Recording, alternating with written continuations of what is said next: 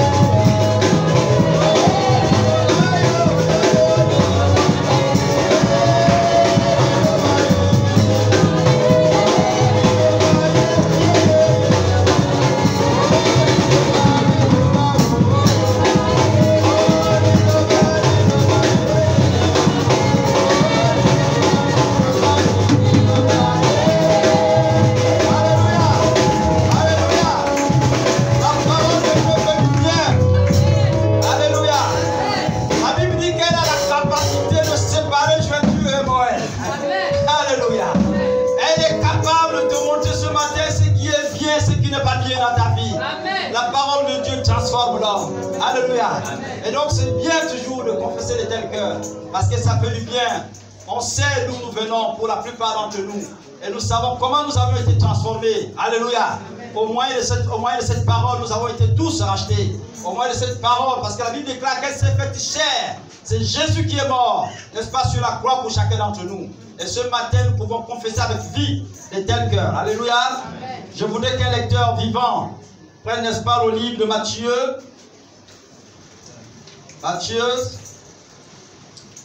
28, prenez à partir du verset 17 à 20. 28, 17 à 20. Est-ce qu'il y a un vivant? Matthieu 28, 17 à 20. Quand ils le virent, ils se prosternèrent devant lui. Mais quelques-uns eurent des doutes. Jésus s'étant approché leur parla ainsi. Tout pouvoir m'a été donné dans le ciel et sur la terre. Allez, faites de toutes les nations des disciples, les baptisant au nom du Père, du Fils et du Saint-Esprit, et enseignez-leur à observer tout ce que je vous ai appris. Et voici, je suis avec vous tous les jours jusqu'à la fin du monde. Amen. Amen. Voilà donc la parole de Dieu ce matin. le thème, il est aussi simple, n'est-ce pas? C'est la présence de Dieu. La présence de Dieu. Je voudrais, avant que nous n'abordons, n'est-ce pas, ce thème, lire avec vous une déclaration. Cette déclaration date de 4 juin 1940. Je voudrais donc faire avec vous, s'il vous plaît, cette déclaration. C'est un grand homme d'État, c'est comme ça qu'on les appelle, les grands hommes d'État, n'est-ce pas, qui, en son temps, n'est-ce pas, nous a fait cette déclaration. Au moment où, n'est-ce pas, son pays, l'Angleterre, était donc attaqué, il va donc faire cette déclaration. Voilà donc ce qu'il dit. Il dit, nous ne nous relâcherons pas, ni ne renoncerons. Nous irons jusqu'au bout. Nous nous battrons en France sur les mers, les océans. Nous nous battrons avec plus de confiance et de force dans les airs. Nous défendrons nos îles, peu importe ce qu'il nous en coûtera. Nous nous battrons sur les plages. Nous nous battrons sur les collines. Jamais nous ne nous rendrons. Alléluia. Amen. Cette déclaration est faite de, je suis pas un anglophone, Winston Churchill. Voilà. Et donc, voilà un grand homme d'État, n'est-ce pas, que nous citons, donc nous lisons pour beaucoup d'entre nous, n'est-ce pas, des déclarations. Cet homme, au moment où beaucoup de pays en Europe, n'est-ce pas, vont tomber entre les mains des Allemands. Donc nous parlons là de la Seconde Guerre mondiale. Et au moment où ces pays européens sont en train de se rendre, pour certains, ils venaient se rendre même volontairement parce que l'armée allemande était tellement forte qu'il va sortir, n'est-ce pas, de sans réserve. Et pendant qu'il le fait, Londres, donc la capitale de son pays, est en train d'être bombardée. La capitale de son pays est en train d'être bombardée. Les soldats sont fatigués, n'est-ce pas, comme vivent aujourd'hui les Ukrainiens, n'est-ce pas, des bombes russes. Et donc pendant qu'ils étaient en train de voir ces bombes-là, le bruit assourdissant de ces bombes, et qu'ils étaient en train de voir les chars des Allemands déferler sur eux, il va sortir du lot et il va commencer par faire cette déclaration. Il dit, je sais que c'est difficile, malgré le fait que ça soit difficile, mais peu importe, nous irons jusqu'au bout. Alléluia. Ce n'est pas un homme de Dieu qui a fait cette déclaration. Je ne sais pas s'il priait en ce temps-là, mais j'ai été inspiré un peu par cette déclaration. Alléluia. Parce que c'est là qu'il trouve le moyen d'apporter la force aux autres qui étaient sur le front. Les autres qui étaient fatigués, qui voulaient complètement abandonner. C'est là qu'il redonne la confiance aux autres pour dire, c'est pas le moment d'abandonner.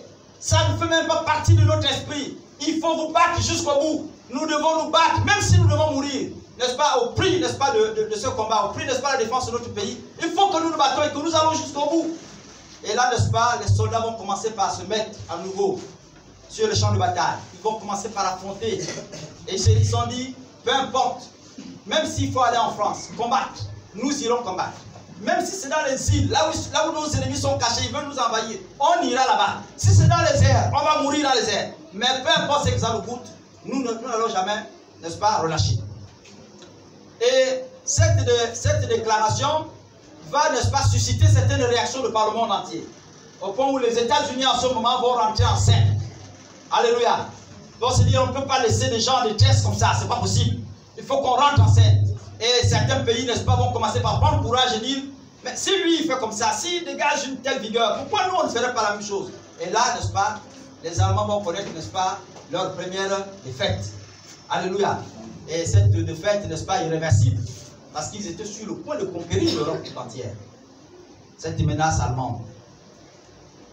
Et donc, c'était juste pour tirer une parenthèse pour vous faire comprendre que, à un moment donné de l'histoire, vous devez comprendre que le comportement du découragement entraîne la défaite.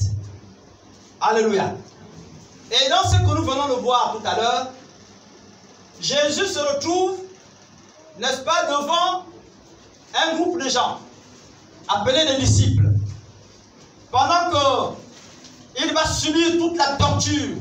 Il va passer par la croix. Il va, n'est-ce pas, être tué.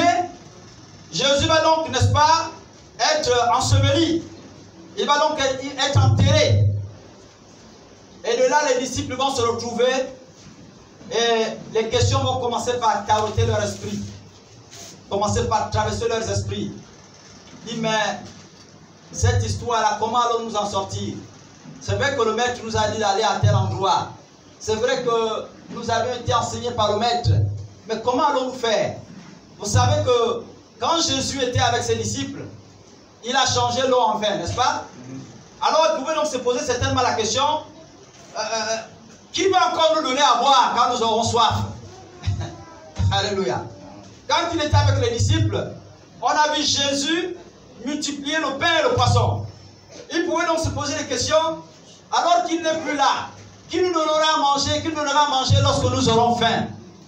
Et quand il était avec eux, il pouvait guérir les malades. Pierre pouvait venir le prendre pour dire, ma belle-mère est malade. Ça ne va pas. Et il arrive, il impose les mains. La belle-mère de Pierre, n'est-ce pas, est guérie. Ça vient d'inviter à Pierre une hospitalisation coûteuse. Donc il aurait peut-être ruiné le peu d'économie qu'il avait. Et Dieu, par son Fils Jésus, vient, n'est-ce pas, d'accomplir quelque chose d'extraordinaire dans la vie, n'est-ce pas, de Pierre. Pendant qu'il était là, n'est-ce pas, les morts ressuscitaient. Qui va encore ressusciter nos morts? On pense à cet homme qui n'avait que sa seule et unique fille, qui se retrouve être allongée, n'est-ce pas, donc prêt à être jeté en terre. Et lorsqu'il vient pleurer devant le maître dit, elle ne dort, elle ne pleure, elle n'est pas morte, mais elle dort. Et là, quand il vient, il lève-toi, réveille-toi, fille. La fille se réveille. Et la gloire, n'est-ce pas, remplit la maison. Les gens sont contents, ils sont en joie. Vous pouvez voir un peu, dans cette image des disciples, n'est-ce pas, la crainte quand Jésus n'est plus. Alléluia. Jésus n'est donc plus là, quelque chose a changé. Il y a la crainte désormais. Il y a qu'on ne sait plus quoi faire. Et c'est pendant qu'ils sont donc dans cette attitude de crainte, de peur, d'incertitude, que Jésus va apparaître au milieu d'eux. C'est là que Jésus va apparaître. Et au verset 17, quand on lit, frère, tu peux le lire encore, à haute voix. Au verset 17, quand on lit. Le verset 17. Quand ils le virent, ils se prosternèrent devant lui. Amen. Mais quelques-uns eurent des doutes. Amen. Quand ils l'ont vu, ils se sont prosternés devant lui. Mais en fait, parce qu'ils craignaient son humain, est-ce que ce n'est pas un esprit? Parce que le maître, nous avons bien vu le maître mourir, enterré. On a vu. Depuis que nous sommes là, on n'a jamais vu un mort revenir comme ça. Il y a un problème. Ce n'est pas lui. Donc, ils se sont dit ça, nous avons affaire à un esprit. Et comme on n'est pas capable d'affronter l'esprit de vaincre, ils vont même nous prosterner pour qu'il nous laisse tranquille. Et là, ils ont commencé par s'agenouiller devant lui. Alléluia. Et certains ont commencé par manifester le doute pour dire, mais est-ce que c'est réellement ce gars? Jésus dit, mais c'est moi. Il dit, non, tu es vraiment Dieu sûr. Il dit, mais regardez, un esprit n'a une chair comme j'ai la chair. Venez toucher mes mains, vous allez voir que c'est moi. Alléluia. Et, n'est-ce pas, ils vont commencer par réfléchir. Mais qu'est-ce qui se passe? Est-ce que cet homme-là est véritablement vivant? Est-ce que ce qu'il nous disait là, est-ce que... Et des questions vont commencer, n'est-ce pas, par envahir leurs espaces intellectuels. Oui, les amis. Beaucoup d'entre nous, à des moments, nous posons également des questions de ce genre. Et tu te dis, est-ce que ma situation là, est-ce qu'elle peut changer? Alléluia. Tu te dis, est-ce que réellement Jésus, qui a fait telle chose dans la vie de tel autre frère, est-ce qu'il est réellement capable de faire aussi dans ma vie? Est-ce que ce Jésus est véritablement vivant? Alléluia. Et il y a plusieurs questions comme ça. Quand les situations, c'est-à-dire quand la nuit devient sombre, j'ai envie de dire quand les problèmes t'envahissent énormément et que tu ne sais plus où aller, il y a une multitude de questions généralement que nous posons. Est-ce que à toi, je voudrais te dire, toi que le diable est en train de faire croire que rien n'est plus possible dans ta vie. Toi que le diable est en train d'amener à voir que la possibilité n'est pas le monde de Dieu. Je voudrais te dire ce matin, oui, que ton Dieu est vivant. Amen. Alléluia. Amen. J'ai envie de te dire que ton Dieu est vivant. Ne tremble pas. La défaite est du côté de ceux-là qui tremblent. Dès que tu commences par t'inquiéter, par trembler, le diable va avoir raison de toi. La défaite, n'est-ce pas, n'est pas du côté des enfants de Dieu. Aussi longtemps que vous resterez debout, que vous vous tiendrez debout, l'Éternel, votre Dieu, se tiendra à vos côtés. Alléluia. C'est pourquoi lorsque Moïse prie et qu'ils sont en guerre, il a fallu qu'il lève les mains vers le ciel. Et quand ses mains s'abaissaient, n'est-ce pas, et qu'ils s'affaiblissaient, la Bible dit que l'ennemi prenait le dessus sur eux. Et Josué et Caleb qui avaient compris le principe, ils ont vu que lorsque le père avait ses mains levées, quelque chose se passait. Ils ont dit, oh, alors on va attraper le vieux là les mains, sinon on va le battre là. Et là, ils attrapent le vieux les mains, ils lèvent les mains au ciel. Et là, la victoire, n'est-ce pas, revient au serviteur de l'Éternel. Alléluia. Oui, bien-aimé, plus que tu le penses, Dieu ne veut pas faire de toi ou encore te garder dans cette situation d'esclave. Ton Dieu est venu mourir sur la croix pour toi, de sorte que tu sois libéré, que tu sortes de l'esclavagisme. Alléluia. Peut-être que tu te dis aussi, oh, depuis que j'ai commencé à souffrir de cette maladie, ça ne date pas d'aujourd'hui, ça fait peut-être 15 ans que je souffre de ça. Vraiment, je ne dors pas les nuits. 15 ans, Dieu n'est pas capable d'agir. Peu importe le temps, je suis en train de te dire, écoute bien ceci. La matière avec laquelle tu as été créé, la matière avec laquelle tu as été créé ne s'appelle pas défaite, ne s'appelle pas impossibilité. Alléluia. Ça s'appelle le sang de l'agneau. C'est un sang, n'est-ce pas, inébranlable. Ça s'appelle espoir. Ça s'appelle solution quand le problème arrive. C'est ça la matière avec laquelle tu as été créé. La Bible déclare que Christ est venu mourir sur la croix pour bâtir cette église. Et tu fais partie de cette église. Tu n'es donc pas quelqu'un ou quelqu'une qui a été créé sur la base d'une matière fébrile. La matière qui t'a créé, le sang de Christ est vivant. Le sang de Christ est puissant. Alléluia. La Bible déclare que par cette maîtrise, nous recevons la guérison. Si vous voulez, c'est quand son sang va couler que nous recevons la guérison. Alléluia. Et nous avons vu, j'ai enseigné ici, que lorsque Moïse a frotté le sang sur les linteaux, n'est-ce pas, les portes et les fenêtres, le peuple est sorti d'Égypte. Alléluia. Donc le sang de l'agneau, ne connaît pas de défaite, non. Non. C'est ce qui fait la caractéristique même de cette matière. C'est parce qu'elle ne connaît pas le chaos. Elle ne connaît pas l'échec. Lorsque tu es ancré en Christ, lorsque tu es attaché à Christ, sache-le, ta vie est une vie de gloire. Je le dis sans honte aucune. Si tu vis une vie de misère, je te dis ce matin, tu as quelque chose à faire de très important dans ta vie. Si tu vis une vie de misère, tu passes des moments où les interrogations t'envahissent. Il y a quelque chose d'important à faire dans ta vie. Alléluia. Il y a quelque chose d'important à faire dans ta vie. Lorsque Jésus arrive, écoutez bien la déclaration qu'il fait. Il dit, le pouvoir, désormais est le mien, dans le ciel et sur la terre. J'ai reçu ce pouvoir. Est-ce que quelqu'un me coupe? Il dit, j'ai reçu ce pouvoir. C'est la première déclaration. C'est-à-dire, il sait que ses disciples sont en danger intellectuellement. Là, ça tremble. Ça ne va plus bien, ils ne sont plus, n'est-ce pas, en sécurité. Il dit, ne vous inquiétez donc pas. Parce que tout pouvoir m'a été donné dans le ciel et sur la terre. Alléluia. Comme pour leur assurer. Comme pour leur assurer que l'acte que j'ai posé sur la croix n'a pas été posé en vain. Maintenant, sachez-le. Peu importe ce que vous ferez, vous réussirez. Et sachez-le encore. Et il le dit lui-même avant. Il dit ce que moi j'ai fait. Vous en ferez plus que ça. Vous comprenez?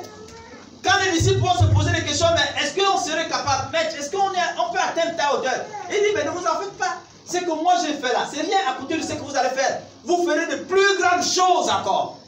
Alléluia. Mais pourquoi? Parce que justement, Christ n'est plus seul. Il s'est multiplié en chacun d'entre nous. Amen. Alléluia. Donc toi aujourd'hui, si Christ devait se retrouver à Potos pour guérir le malade de Potos, aujourd'hui, n'est-ce pas, toi Magui, tu es capable de te retrouver à Potos, guérir le malade de Potos. Lui, n'est-ce pas, le frère Ken est capable de se retrouver du côté de Katisab, guérir au même instant les malades de Katisab. Moi, je suis capable de me retrouver du côté de Mingara, guérir les malades de Mingara. En un même instant, Christ va agir à nous tous. C'est pourquoi ils disent, moi si j'ai guéri 2 personnes, vous allez guérir des milliers. Parce que Christ s'est multiplié en chacun d'entre nous. Alléluia. Et tu dois le savoir. Christ n'est pas mort en vain. Et la matière qui t'a créé n'est pas une matière fébrile. Amen. L'espoir est dans le camp de Christ. Je parle à une femme qui gémit. Je parle à un homme qui a des doutes. Toi qui vis des craintes de poudre devant les portes de ton bureau chaque matin. Tu arrives, on a versé les poudres. Tu viens, on a versé ceci. Tu viens, on a attaché tel corps de noir. Tu commences par trembler. Oh, ça c'est quelle histoire? Oh Seigneur, qu'est-ce qui va se passer? Je te dis, la matière qui t'a créé n'est pas, n'est-ce pas, fébrile. C'est une matière inébranlable. Alléluia. Elle s'appelle solution là où il y a des problèmes. C'est pourquoi Christ fait cette déclaration. Il connaît la pensée de leur cœur. Il sait que ces hommes-là sont dans l'inquiétude. Ils ne savent pas ce qu'il faut faire. Il leur dit, ne vous en faites pas. Désormais, ce que vous avez vu là, ça sera 10 fois ou 10 000 fois plus que ça. La victoire est dans le camp de ceux-là qui aiment le Seigneur. Alléluia. Et il dit, que ce soit dans le ciel ou sur la terre, j'ai reçu ce pouvoir. En d'autres termes, si c'est le monde des esprits qui te dérange tant, si c'est le monde des esprits, où on allait te lier, où on t'a apporté le nom quelque part, si c'est un homme qui t'a changé, tu ne l'aimes pas, tu veux t'en défaire, mais tu n'arrives pas à t'en sortir. Si c'est une femme qui t'a changé, tu ne l'aimes pas, tu veux te débarrasser, mais tu n'arrives pas. La situation est compliquée.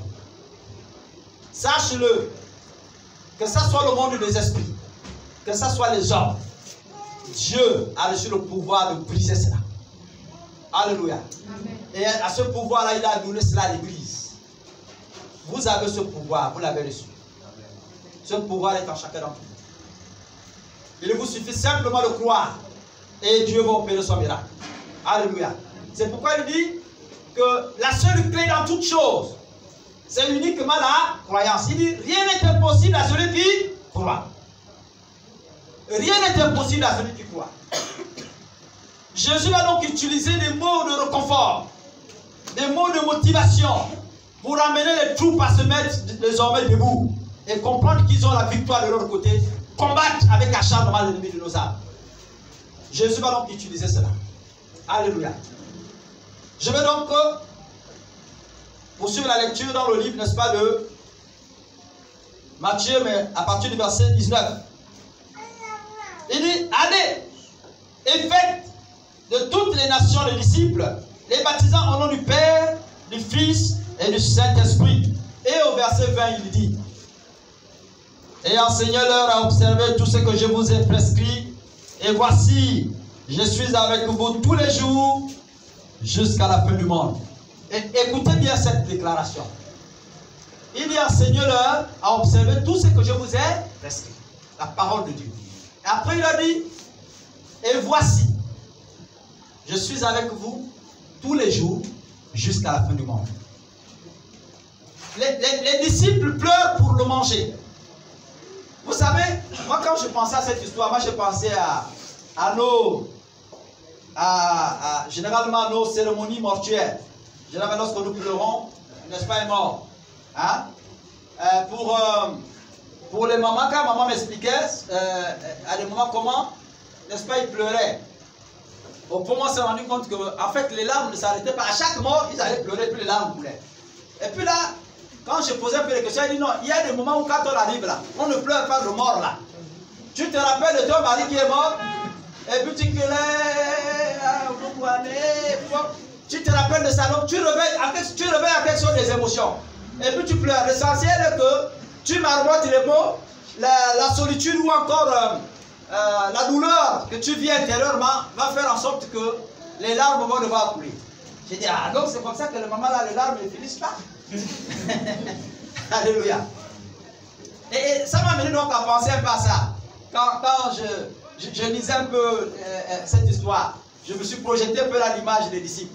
On ne pleure pas quelqu'un, et pour ceux qui pleurent d'ailleurs, le mort qui est là, généralement quand ils pleurent avec véritable émotion, ils pleurent parce qu'ils se souviennent qu'il a fait quelque chose de bien, de positif dans leur vie. Ils se souviennent qu'il savait dire bonjour aux gens. Ils se souviennent qu'il savait venir en aide aux gens. Et quand ça arrive comme ça, tu te dis, mais qui me viendra encore en aide? Ce type-là, quand j'étais malade, c'est lui qui vient m'injecter s'il était infirmier. Ce type-là, quand j'avais tel problème, c'est lui qui venait m'aider. Qui va encore me venir en aide? Et donc, ces émotions-là font en sorte que vous pleurez. Alléluia. Et donc, je me suis projeté un peu dans la vie des disciples quand j'ai regardé ça. Je me suis dit, c'est sûr que ces hommes-là, ils ont regardé à manger, à boire qu'ils avaient, ils ont regardé les malades que Jésus guérissait, et puis ils se sont mis à pleurer. Vous voyez? Et là, quand Jésus vient, il fait une déclaration pour dire, n'ayez pas peur, ne vous en faites pas. Désormais, n'est-ce pas, j'ai reçu le pouvoir là, que ce soit dans le ciel, dans le monde spirituel ou dans le monde physique, j'ai reçu l'autorité désormais de dominer sur tout ça. Amen. Alléluia. Et il dit, après il va plus loin. Il dit, allez et faites de toutes les nations les disciples. Enseignez-leur à observer tout ce que je vous ai prescrit. En d'autres termes, après que vous ayez écouté la parole de Dieu et que vous la mettez en pratique, voilà quelque chose va se produire, une promesse arrive. Il dit, et voici, je suis avec vous tous les jours jusqu'à la fin du monde. Alléluia. Il ne donne pas aux disciples ici l'argent dont ils ont besoin. Vous comprenez? Je disais aux missionnaires quand j'étais à l'école, j'ai dit, lorsque ce passage me traversait l'esprit, j'ai dit, mais pourquoi Jésus ne donne pas l'argent? Parce qu'il sait, on vient construire là, à l'école, il sait qu'on a besoin d'argent. En fait, ce qu'on a besoin ici, c'est d'argent, acheter les prix, et tout ce qui est la main d'œuvre et tout ça, et puis on fait le temple de Dieu. Pourquoi Dieu ne nous a pas donné l'argent? Il nous dit, et voici, je suis avec vous tous les jours jusqu'à la fin du monde. Ce type-là, comment? Quand nous, on a besoin d'une chose, il nous donne autre chose. Alléluia. Et j'étais en train de partager ça au frère de Pentecôte du Gabon, l'Assemblée de Dieu, l'église de Pentecôte à l'école là-bas, pendant qu'on était des voix missionnaires. J'ai dit, mais ça m'a traversé tellement l'esprit qu'à un moment donné, je me suis interrogé sur pourquoi il dit, et voici, je suis avec vous tous les jours jusqu'à la fin du monde. Amen. Simplement parce que la présence de Dieu seul remplit tous ses critères. Alléluia. Dans la présence de Dieu, il y a la richesse matérielle. Dans la présence de Dieu, il y a, n'est-ce pas, la richesse spirituelle. Dans la présence de Dieu, vous êtes comblés de paix et de joie. Dans la présence de Dieu, il ne vous manque de rien. Donc, la seule présence de Dieu, elle est suffisante, n'est-ce pas, pour pouvoir nous remplir. Alléluia. En d'autres termes, si tu veux accomplir ta mission, si tu veux, n'est-ce pas, réussir dans ce que tu fais, la présence de Dieu est nécessaire dans ta vie. Alléluia. Ce que tu fais, la Bible déclare, sans l'Éternel, tu le fais en vain. Ça ne réussira pas. Amen. C'est ce que les mots, en mots simples, ça veut dire. Ce que tu es en train de bâtir sans Dieu, ça n'évoluera pas, ça ne réussira pas, ça échouera toujours, parce que Dieu n'est pas à l'intérieur. Celui qui est l'auteur même de la réussite et du succès, c'est Dieu, par son Fils Jésus. Aussi longtemps que tu n'as pas reçu Jésus dans ta vie, aussi longtemps que tu ne sais pas accorder à Dieu, par son Fils Jésus, la place de choix dans ton cœur, tu ne réussiras jamais dans tout ce que tu entreprendras. Alléluia. J'ai même envie de dire, si tu vois le semblant de réussite que tu vois là, c'est le diable qui te fait miroiter la réussite. Tu tomberas plus bas que lorsque tu as commencé. Je ne confesse pas l'échec dans vos vies. Mais il y a des choix à faire qui qualifient, n'est-ce pas, votre succès. Alléluia. Et le choix de Jésus, c'est un choix qui nous assure, n'est-ce pas, le bonheur éternel. Alléluia, alléluia. Oui, bien-aimé. La seule présence de Dieu apporte de l'argent à ta vie.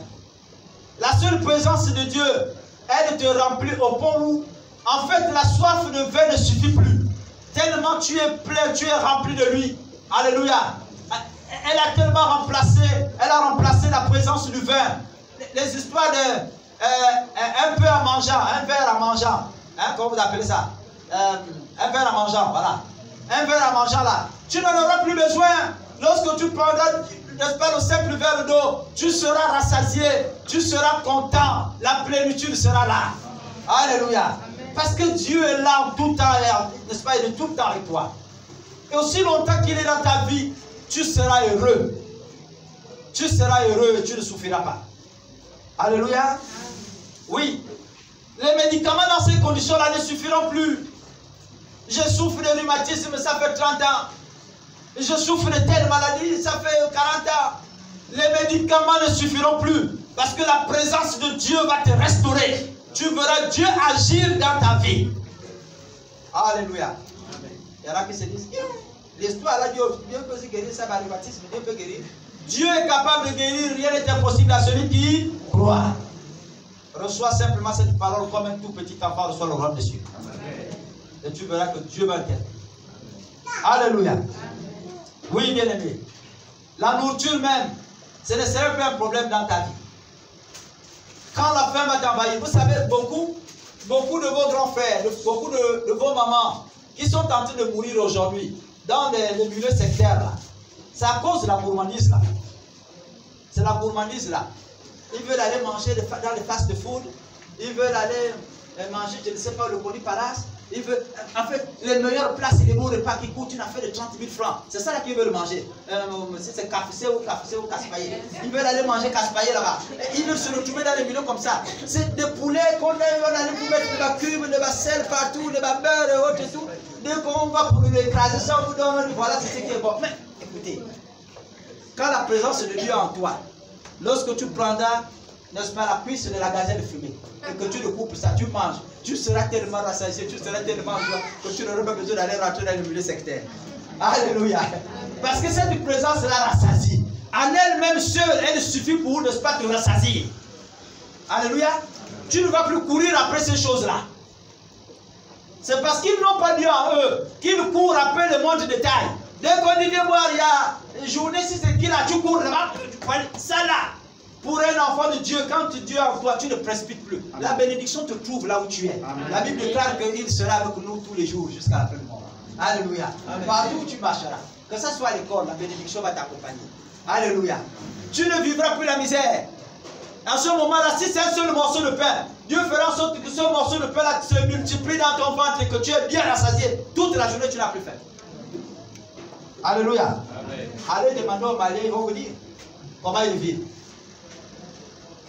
Moi, j'ai un frère là, togolais, quand il est arrivé que je le rendais visite, la journée comme ça, il n'a rien à manger, il prend le gari.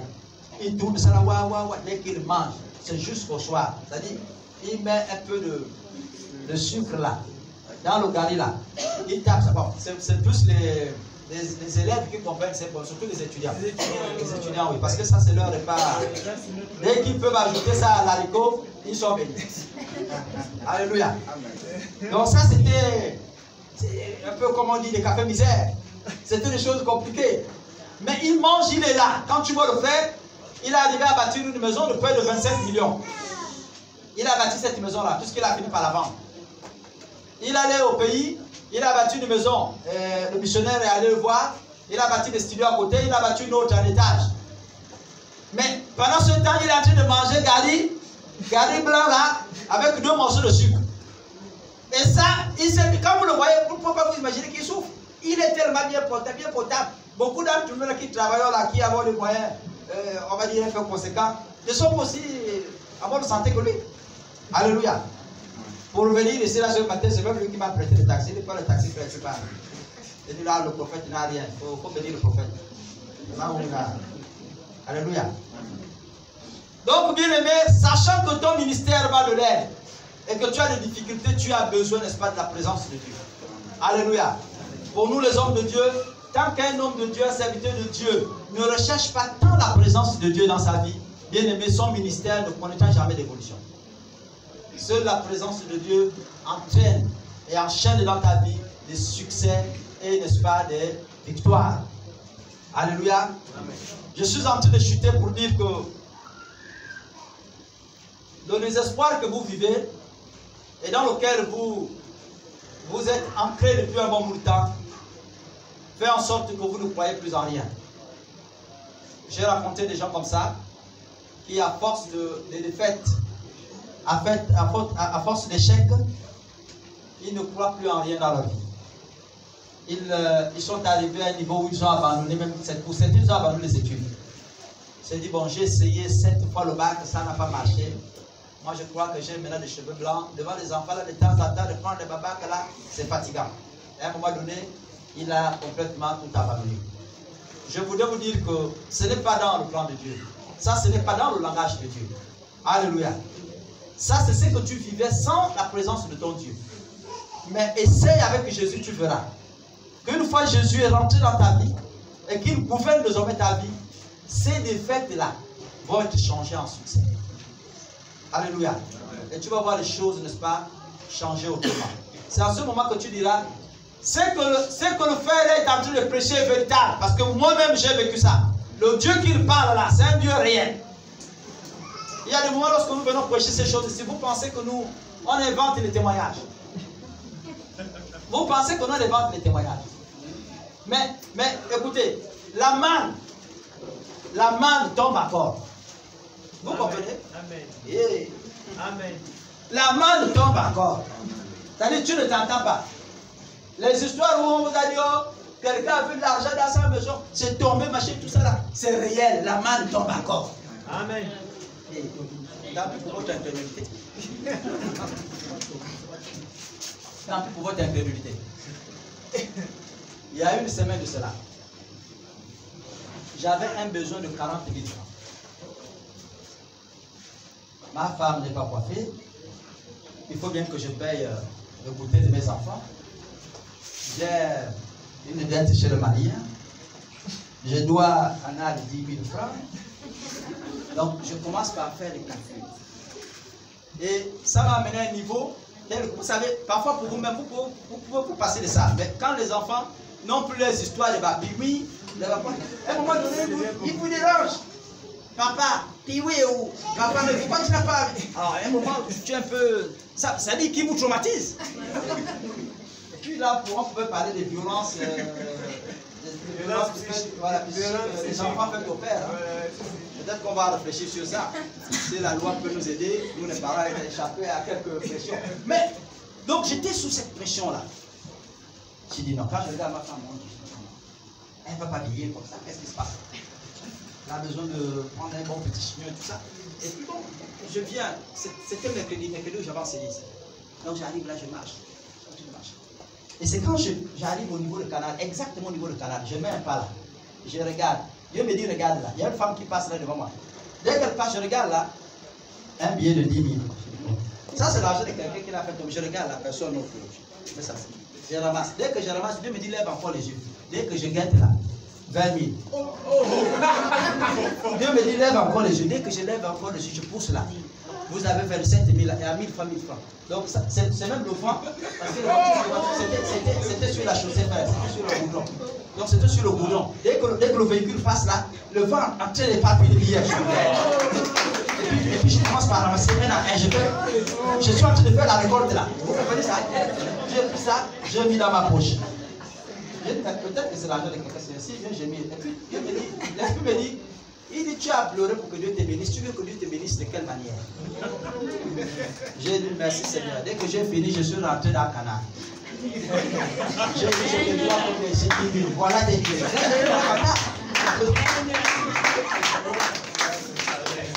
La main me tombe encore. Dieu bénit encore. C'est qu'on vous prêche là, ce n'est pas des histoires. Mon Dieu est vivant.